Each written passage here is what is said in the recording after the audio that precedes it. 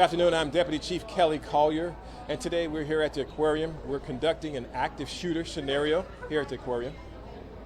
What's it going to be like? I mean, inside, and why do we need to do this? And so we're here with all of our partners, our Atlanta Proactive Enforcement Unit, which is Apex, and our tactical patrol operators are here, TFOs. We also have the fire department, and also Grady EMS is here, and some volunteers that are here with us.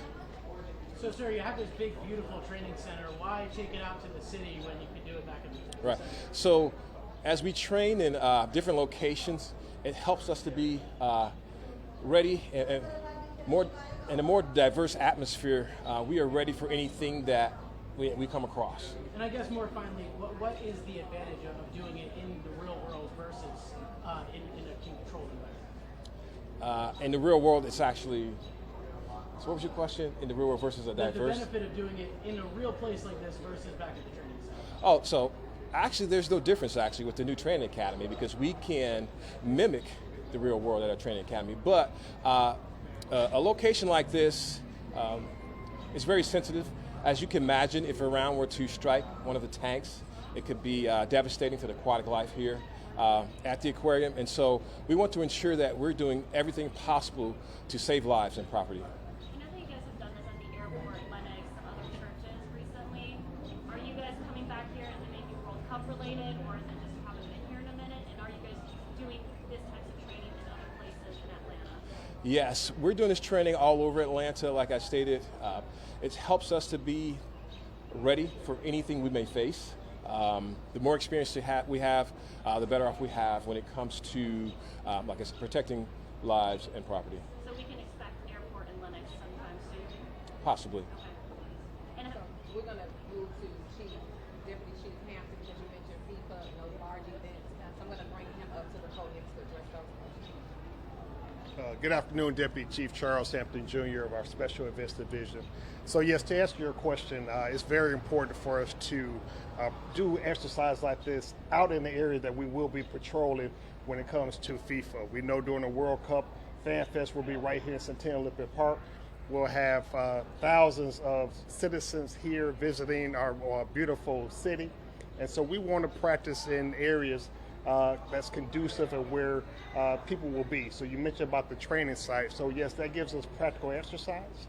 But here, this is real world, and that we really can mimic what we will face if the actual call comes up. And can you take us inside? What is it going to look like? What is it going to sound like? What is it going to feel like for these officers? It's going to be real. They'll use live ammunition, so the actual bang, firing of the guns, and that's important for the officers again to know if called and where they have to perform those life-saving events. They can do it right here, so they'll know what a gunshot is. They'll know what the fire department would do, how they will react to deal with any type of mass casualties events. So again, this is just a great exercise for us to ramp up our skills as we prepare for these large-scale events. So you talked about other events. So we did this similar at Mercedes-Benz Stadium. We know that MARTA did one at one of their rail station. So this is just something that all of the public safety individuals that we continue to do, work with our medical professions, work alongside. So again, we can provide the best possible service in the event that something happens. But again, that's part of my division, is to make sure that we're taking all the necessary steps so we do not have to have situations like this. But in the event that it happens, we will be prepared to deal with it. inside, is there civilian? Is it, I know it's going to be people got hurt or something, but how many people are involved in it? I'm not sure the actual numbers of the exercise, but traditionally in exercise we want to mimic. So we'll have people who are acting as staff. We have injured people running chaos. So we have a lot of volunteers to help us provide for this real life situation. And how many officers? And are they just officers in your division, or are they across the department, across the city? So this, as Chief Collier mentioned before, this is units from our Apex unit who train and work together daily, and then also members of our tactical field officers who are assigned to various units within the Atlanta Police Department. You guys are here until 11 p.m. What is usually the process? You guys go through a scenario and then you talk about it, do it again, or do you change the scenario? Well, the first most important part is safety. And so a lot of time is spent to make sure that weapons are safe, rendered.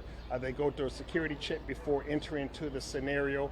So that takes time. We don't want to overlook anything. So we're making sure the ammunitions are out of people's pockets. And so then you'll go through the scenario, work with the volunteers to say, hey, these are the type of things we want you to do. And then lastly, after the scenario, there is a opportunity for a debrief to really critique what went well, what went wrong, rules for improvement, and things like that. What are some of the weaknesses you look for in exercises like this? A lot of times it's communication. Making sure that our radios can transmit. So again, these are why we like to come to facilities like this, because will it be some dead spots where we can't communicate? We like to find that out now. So if we need to do any type of infrastructure with our communications department, we can make those necessary changes right now. Sometimes it's even with equipment. It may be a piece of a firearm. It could be how you have tourniquets or things on your belt. If you can't access it immediately in a life-saving situation, then officers need to make adjustments so when they are faced with it, they can perform effectively. You mentioned the World Cup and how you're training because of that as well. Are there any safety things that you're trying to implement into the aquarium that wasn't there before? I know they have metal detectors, but anything else like officers in there at all hours of the day or something like that? Yeah, again, we can't tell a private entity what to do, and like I said, so we allow them to work alongside of us so they can see some of the things that we would encourage. But I'm not sure some of the advancement that the aquarium has implemented. That'll be something for them to answer. We do thank you. Yeah, obviously, yes, we do thank them for the partnership. Thank you. All right, thank you, everybody.